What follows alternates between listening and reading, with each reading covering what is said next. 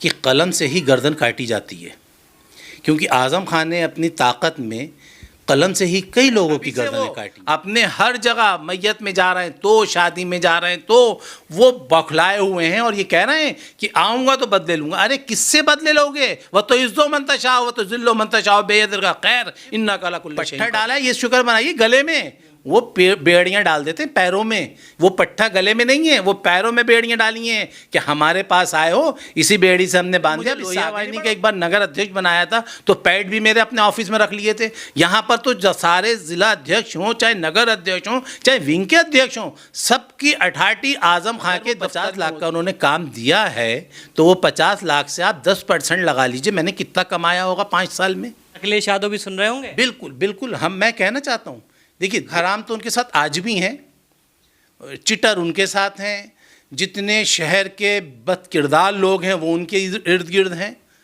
उनके साथ किरदार वाले लोग नहीं रहते, छोड़ देते हैं।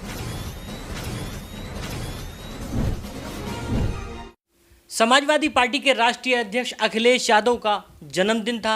आज़म खान ने एक अनोखी पहल के जरिए केक काटा। उन्होंने छुरी दिखाकर पेन से केक काटा है। हमारे साथ इस मुद्दे पर बात करने के लिए आसिम मिजाज हैं, जो आज़म खान के बेहद करीबी रहे हैं, वर्तमान में किसी दल में नहीं है, लेकिन उनसे आज बात करेंगे कि आखिर आज़म खान ने इस पहल की शुरुआत क्यों की है, क्योंकि वे बहुत करीबी रहे। आसिम जी, आपने देखा कि कल आज़म खान ने छुरी की जगह पेन से केक काटा है, इसको किस नज़र से देखते हैं आप? मैं इस नज़र से देखता हूँ कि आज़म खान ने ये मैसेज दिया है कि कलम से ही गर्दन काटी जाती है, क्योंकि आज़म खान ने अपनी ताकत में कलम से ही कई लोगों की गर्दनें काटी हैं। उत्तर प्रदेश के हों चाहे रामपुर के लीडर हों, उन्होंने अगर किसी की गर्दन काटी है तो वो कलम से काटी है। उन्होंने रामपुर में जिस तरह से कलम का प्रयोग किया है, जिस तरह से उन्होंने उसी कलम से 2 प्रमाण पत्र बनवाए, इसी 2 कलम से पासपोर्ट बनवाए, इसी 2 कलम से उन्होंने जौहर यूनिवर्सिटी में जो किसानों की ज़मीनें ली, ज़बरन ली या ख़रीद कर ली, ये इसी कलम से ली। मैं इसमें नहीं जाऊँगा कि उन्होंने ज़बरन ली। उन्होंने कस्टोडियम की ज़मीन ली, इसी कलम से ली। वो उन्होंने ये मैसेज दिया है कि समाजवादी पार्टी की अगर गर्दन काटनी है तो इसी कलम से काटनी है। नहीं, देखिए, कहीं ऐसा आप इसलिए तो नहीं बोल रहे क्योंकि उसी कलम से आपको निकाला भी है? नहीं, मुझे पार्टी से निकाला नहीं गया, मैं पार्टी छोड़ के आया। और मेरी पार्टी छोड़ने की वजह सिर्फ यही रही कि जो उन्होंने लोकसभा और विधानसभा में कैंडिडेट उतारा और आगे नगर पालिका का चेयरमैन उतारा, इनकी हमें सख्त से सख्त मैंने इसकी मजम्मत की थी। अच्छा, एक चीज़ और, बहुत लंबे समय तक आप समाजवादी पार्टी के नेता आज़म खान के करीबी रहे हैं, तो वो कौन सा चश्मा था जब उनके पास ये सारी चीज़ें नहीं दिखती थी, आपको उनके साथ थे, और आज कौन सा ऐसा चश्मा उतार दिया है जो आपको ये सारी चीज़ें दिख रही हैं? देखिए, मैं उस टाइम भी बोलता था पार्टी में, लेकिन जितनी मेरी हैसियत थी पार्टी में उतना ही बोलता था। इतने तेवर नहीं थे? नहीं, इतने तेवर तो आपने कभी मेरे यूँ नहीं देखे, क्योंकि कभी मैं मीडिया में नहीं आया। उनकी परमिशन ही नहीं थी कि मीडिया में आप एक बयान दे दें। उन्होंने मुझे लोहिया वाहिनी का एक बार नगर अध्यक्ष बनाया था तो पैड भी मेरे अपने ऑफिस में रख लिए थे। यहाँ पर तो सारे जिला अध्यक्ष हों, चाहे नगर अध्यक्ष हों, चाहे विंग के अध्यक्ष हों, सबकी अठाटी आज़म खां के दफ्तर में होती है। जो चाहते हैं वो न्यूज़ लिखते हैं। अच्छा, एक चीज़ और, उसी कलम से आपको आज़म खान ने ठेके भी दिए, और आपको नहीं, खाली आपको नहीं, बहुत सारे लोगों को, जो वर्तमान में अब कोई भाजपा में है, कोई कांग्रेस में, कोई किसी दल में है ही नहीं, तो क्या कहेंगे, वो कलम सही जगह नहीं चला आपके लिए? नहीं, मैं नहीं कह रहा हूँ कलम नहीं चला, इसी गर्दन भी तो कलम से काटी।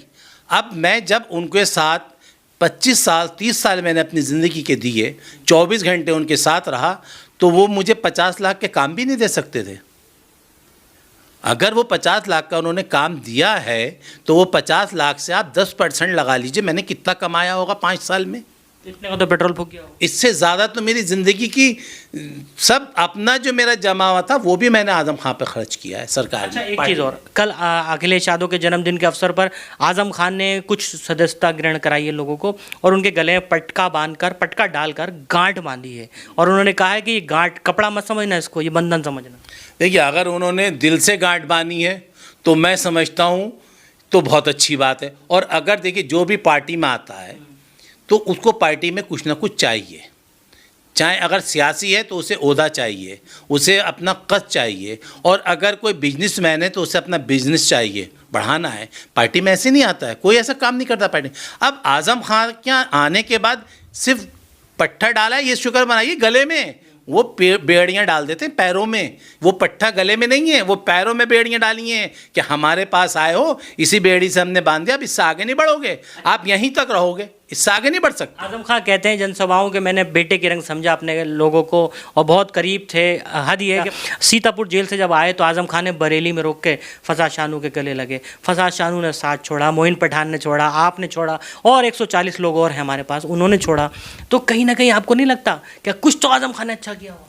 देखिए, साथ छोड़ने का जहाँ तक सवाल है, हमने साथ क्यों छोड़ा, इसके पीछे वजह भारतीय जनता पार्टी नहीं है। मैं नहीं जानना चाह रहा हूँ, जनता। इसकी वजह भारतीय जनता पार्टी नहीं है, इसकी वजह आजम खान खुद हैं। इसलिए कि जब विधानसभा का चुनाव हुआ, आसिम राजा का टिकट हुआ, चलिए ठीक है, हमने आसिम राजा को एक्सेप्ट कर लिया कि चलिए विधानसभा लड़ा रहे हैं, लेकिन फिर लोकसभा में आते हैं वो, उसके बाद फिर उनको लोकसभा लड़ाया जाता है, वहाँ से विरोध शुरू हुआ। वहाँ से हम खुल के आए कि अब पार्टी में रहेंगे तो अपनी कहेंगे, नहीं तो हम पार्टी में नहीं रहेंगे। फिर उसके बाद हमने नगर पालिका का चेयरमैनी का विरोध किया कि अगर फातिमा जबी का चुनाव होगा तो हम फातिमा जबी का चुनाव नहीं लड़ाएंगे, और हमने ये कर दिया और ये साबित कर दिया। हमने दिन रात एक करने के बाद मामून शाह की जो बीवी हैं सना मामून, हमने उनको जिताया। और देखिए आजम खान साहब कहाँ रह गए, 16,000 वोटों पर रह गए। ये जनता की ताकत होती है। आपने शहर विधायक भी जिताया है, खुलकर समर्थन किया है। खुल के समर्थन किया था, भारतीय जनता पार्टी का नहीं करा था। आकाश सक्सेना जी से मेरा कम से कम ताल्लुक नहीं है, इसका जवाब नहीं। अब मामून शाह तो इस वक्त आप पार्टी में, क्या मैं आप पार्टी का हो गया? इसी तरह से हनी सक्सेना का भारतीय जनता पार्टी में, तो क्या मैं भारतीय जनता पार्टी का हो गया? देखिए मैं उनके साथ, देखिए रामपुर की जनता इतनी समझदार नहीं है। आखिर आप चाहते क्या है? मतलब आपसे मुराद नहीं है, आपकी पूरी टीम चाहती क्या है? हम ये चाहते हैं कि अब राजनीति नए लोगों के हाथ में आए, जो ये 70 और 80 साल के बुजुर्ग हो चुके हैं। इन्हें सिर्फ मार्गदर्शन देना चाहिए, इन्हें अब राजनीति में नहीं आना चाहिए। आज भी वो राजनीति के ख्वाब देखते हैं कि मैं ताकत में आऊँगा तो कब्र से खुदवा कर हड्डियों से हिसाब लूँगा। जिसकी ये सोच होगी, ऊपर वाले ने देख ली नेत, जब ये नेत देखी तो सरकार नहीं आई। अच्छा, ये तो आप देखिए, उनके साथ उनके बेटे के यार, सरकार नहीं आई थी। उन्होंने कई जगह बैठकों में बैठ के कहा कि जो हमारे ऊपर जुल्म हुआ है, हमने शहर छोड़े हैं, वो लोग शहर छोड़ के चले जाएं। लोग डरे हुए थे, खौफ सहमे हुए थे कि कहीं ऐसा तो नहीं समाजवादी की सरकार आई है हमें शहर छोड़ना पड़े। लेकिन अल्लाह को मंजूर क्या था, क्योंकि उन्होंने नीयत देख ली थी। जो उनके यार दोस्तों के, उन्होंने कहा था अब कैसे ठेकेदारी नहीं करेंगे, अब कैसे हम जाएंगे, बदले लेंगे, और हम बाकायदा हमारा एक आदमी जाएगा और वहाँ से ब्रीफकेस भर के लाएगा और करेगा। अच्छा चलिए, एक चीज़ और, ये तो कठोर बातें देख ली। आजम खान ने ये भी तो कहा कि हमारे चश्मा लगाए, अंधे हैं, देखते नहीं हैं, जुबान नहीं है, बहुत सारे बयान करते हैं। और एक बयान अभी लेटेस्ट उपचुनाव में कहा, उन्होंने कहा कि नमक की रोटी खाने वाले चले गए, बेनमक की खा रहे हैं। देखिए, नमक की रोटी ना हम पहले खाते थे ना अब खाते हैं। हम ब्लड प्रेशर हमारा बढ़ा रहता, हम तो बिना नमक की रोटी कल भी खा रहे थे और आज भी खा रहे हैं।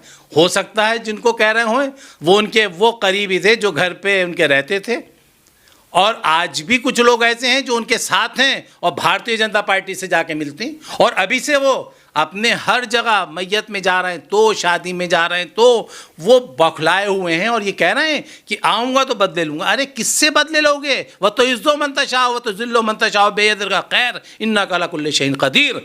अल्लाह इज़्ज़त देता है, अल्लाह ज़िल्लत देता है। तुम क्या चीज़ हो, किसी को इज़्ज़त दोगे या किसी की ज़िल्लत करोगे?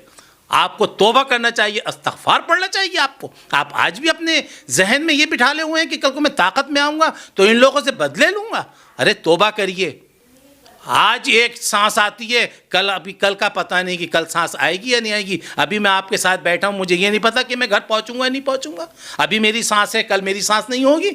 किससे बदला लेंगे आप तौबा करिए। आपने वो गुनाह करें, आप उनकी तौबा करिए, आगे की राजनीति को मत देखिए। आखिरी सवाल, 2024 में अब चुनाव नज़दीक है, आप किस बैनर तले, किस दल को फ़ायदा पहुंचाने वाले हैं? देखिए, मैं कैंडिडेट को फ़ायदा पहुंचाऊंगा। कौन से दल के? अब जो भी कैंडिडेट अच्छा होगा। मतलब खुलेंगे नहीं? अभी यूँ नहीं खुलूंगा ना, अभी मुझे पता नहीं कैंडिडेट कौन आ रहा है। अगर कोई अच्छा दल तो सामने सही है, कांग्रेस है, सपा है, बसपा है। इस सापा से तो जब तक आजम खान सापा में है तो हमारा तो होना नहीं होना बेकार है। कुछ गुंजाइश नहीं, हमारा तो कोई गुंजाइश ही नहीं है। नहीं है ना, हमारी तो कोई गुंजाइश घर वापसी नहीं। घर वापसी के सवाल ही पैदा। बहुत बहुत शुक्रिया कीमती समय देने। तो सुना आपने हमारे साथ।